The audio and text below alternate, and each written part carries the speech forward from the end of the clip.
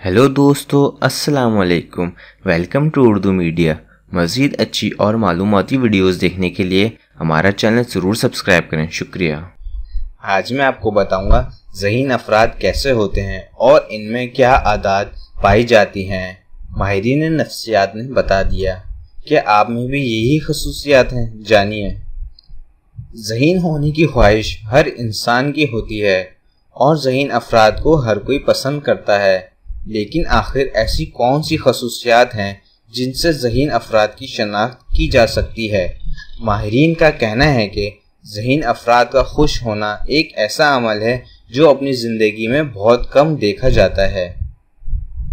आपने ज़हीन अफराद को आम अफराद के मुकाबले में कुछ मुख्तलिफ देखा होगा।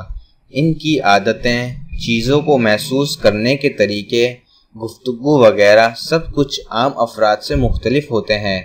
ऐसे लोग तन्हाई पसंद, कम मेल जोल रखने वाले और बेतरतीब आदत के मालिक होते हैं।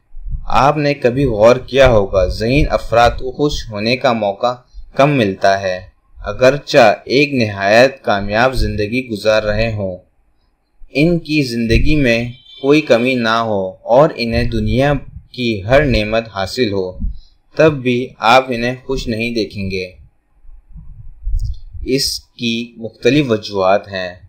बहुत ज़्यादा सोचना। ज़हीन अफराद हर शय के बारे में बहुत ज़्यादा सोचते हैं।